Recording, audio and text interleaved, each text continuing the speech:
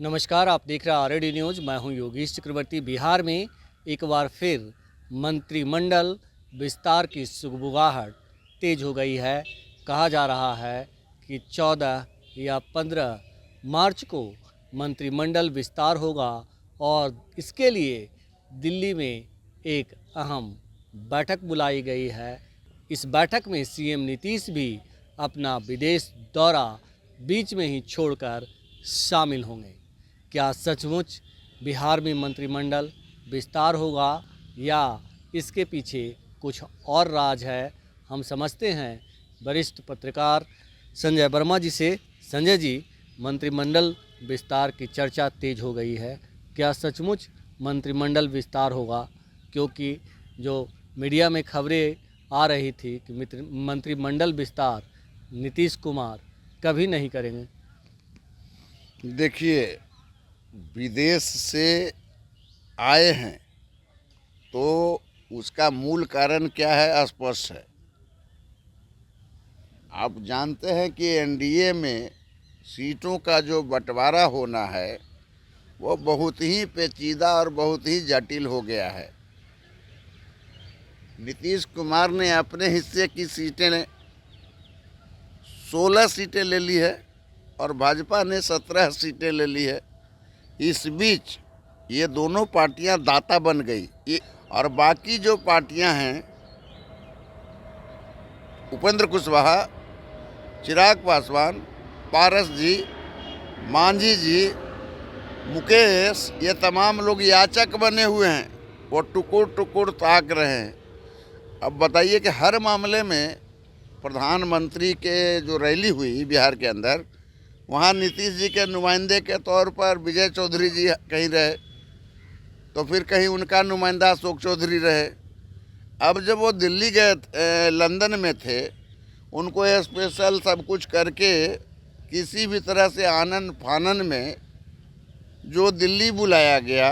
और आज जो एनडीए की मीटिंग होनी है, वो एनडीए की मीटिंग दरअसल जो है कि नहीं, सीट बंटवारे में जो कुछ घचर पचर हो रहा है उस घचर पचर के मद्देनज़र हो रही है, न कि मंत्रिमंडल विस्तार की वहाँ कोई बात होगी और न कोई चर्चा होगी। तो मंत्रिमंडल विस्तार की बात नहीं होगी, चर्चा नहीं होगी, लेकिन जो कयास लगाए जा रहे हैं, मीडिया में खबरें आ रही है कि 14 या 15 मार्च को मंत्रिमंडल विस्तार होना तय है और जैसे ही सीएम बिहार आएंगे उसके बाद पहला काम जो है मंत्रिमंडल विस्तार का होगा।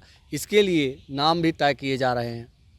देखिए, नाम तय किए जा रहे हैं या नहीं किए जा रहे हैं ये विषय अलग है, लेकिन लंदन से आना, इमरजेंसी दिल्ली लैंडिंग कराना, उससे मंत्रिमंडल का कोई संबंध ही नहीं है। आज की मीटिंग में मंत्रिमंडल का कोई मुद्दा ही नहीं है, एजेंडा नहीं है।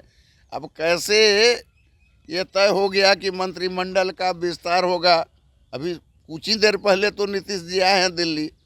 उनके आने से पहले ही इस तरह की बातें चलने लगी कि मंत्रिमंडल का विस्तार। आप जान रहे हैं कि नरेंद्र मोदी का नारा है क्या? अब की बार 400 पार। उनको तो 400 पार का चिंता है।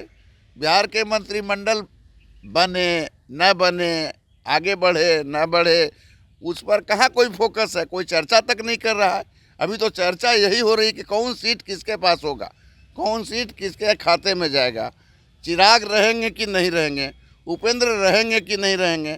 मैंने एक बात और सुना है कि ये जो सारे लोग जो है दाता के साथ याचक बने हुए हैं, ये टुकुर टुकुर ताक नहीं रहे हैं।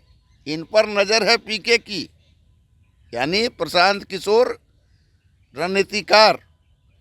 एक फैक्शन बिहार में पैदा हो सकता है और उस फैक्शन में उपेंद्र, मुकेश, चिराग, मतलब पारस को छोड़ के वो तमाम छोटे छोटे जो दल हैं, वो सारे लोग पीके के साथ आकर के एक थर्ड जो है ना, एक जो है सो कॉलम खड़ा कर सकते हैं। प्रशांत किशोर के बारे में आप कह रहे हैं कि थर्ड कॉलम खड़ा कर सकते हैं, लेकिन कहा जा रहा है कि चिराग जो है महागठबंधन के साथ जा सकते हैं। इसीलिए बीजेपी ने मुकेश सहनी को फिलर के तौर पे दिल्ली बुलाया है। देखिए, Bhajpa use and throw party है। मुकेश सहनी पहले भी एनडीए में थे, उनके साथ क्या हुआ नहीं हुआ, उनके विधायकों को तोड़ा गया, तो ये सारी खेल हुई है। पारस के और रामविलास जी के जो है पुत्र चिराग पासवान के साथ भी खेल हो चुकी है, मांझी भी खेल के साथ भी खेल हो चुकी है। कौन वैसा पार्टी नहीं है जिसके साथ भाजपा ने खेला नहीं किया। और ये जो है सारे लोग फिर उसी पाले में जा कर के अपने आप को एनडीए का हिस्सा बताते हैं, और जो है कि नहीं भाजपा दाता की मुद्रा में आ जाती है। ये सारी पार्टियां याचक की मुद्रा में है, मतलब टुकुर टुकुर ताक रहे हैं प्रसाद की तरह कि हमारी बारी आएगी तो हम क्या करेंगे। अब उपेंद्र कुशवाहा कितनी सीटें लड़ेंगे ये अभी सोचने वाली बात है।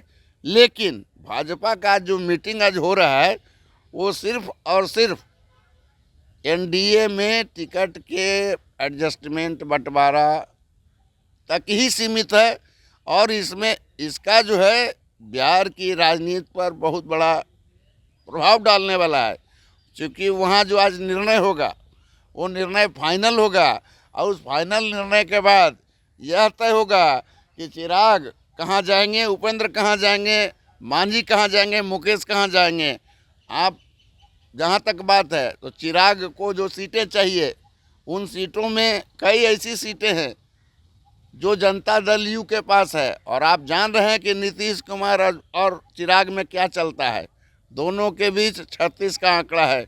नीतीश कुमार की कोशिश हमेशा रही है कि जो विगत विधानसभा चुनाव में चिराग ने जो मुझको सिला दिया उसका जो है सितम हम कैसे ढाएं और जो है बदला कैसे लें। एक बहुत ही मशहूर गाना है, अच्छा सिला दिया तूने मेरे यार का, और यार नहीं लूट लिया घर यार का। यही होगा एनडीए में, चिराग पासवान आउट हो जाएंगे, और फिर चिराग पासवान का अगला कदम फिर एकमात्र बचता है महागठबंधन की तरफ, और वो महागठबंधन की तरफ एक तरह से ठेल दिए जाएंगे जब भाजपा इस तरह का सलूक करेगी तब। लेकिन आप तो पीके का नाम ले रहे थे, और पीके को जो है बीजेपी का बी टीम भी कहा जाता है कि पीके जो है बिहार में फील्डिंग बीजेपी के लिए कर रहे हैं। ऐसे में क्या चिराग पासवान इतने अनाड़ी खिलाड़ी हैं राजनीति का जो वो पीके का हाथ थाम लेंगे? पीके का हाथ वो नहीं थामने जा रहे हैं। ये जो सारे घटक दल हैं जो एनडीए में नीतीश को छोड़ करके वो सारे एक जगह होंगे, और उसमें जो है पीके ने भी कहा कि अगर आप लोग इस तरह का काम बिहार में करते हैं तो मैं भी आपके साथ होऊंगा। चिराग उनके साथ नहीं जा रहे हैं बल्कि पीके उनके साथ आएंगे, और उन लोगों का एक कॉलम बनेगा। मेरा ये जो कहना है। लेकिन पीके का तो कोई सरोकार ही नहीं है। पीके का न कोई विधान परिषद में सदस्य है और ना ही विधानसभा में, वो आके ही क्या कर लेंगे भाई। वो उनको तो कहा जाता है रणनीतिकार ना भाई, तो वो रणनीति बनाएंगे। ये बहस का विषय है। बनाएंगे। फिलहाल जो खबरें हैं उसके मुताबिक कि 14 या 15 मार्च को बिहार में मंत्रिमंडल का विस्तार होगा, लेकिन संजय वर्मा के मुताबिक ऐसा कुछ नहीं होने जा रहा। बस एक हवा है और अफवाह है, और अफवाहों का जो बाज़ार है वो बीजेपी की ओर से गर्म किया जा रहा है, ताकि जो चुनावी मतभेद की बात आ रहे हैं, सीट शेयरिंग को लेकर जो मतभेद की बात आ रहे हैं उसे कोई हवा नहीं दे सके, उस पे पर्दा डालने की कोशिश पर की गई है। असली मुद्दा सीट शेयरिंग का है। फिलहाल इतना ही। आप हमें फेसबुक पर फॉलो करें, यूट्यूब पर सब्सक्राइब करें, लाइक करें, शेयर करें और कमेंट कर अपना महत्वपूर्ण विचार और सुझाव ज़रूर दें। धन्यवाद।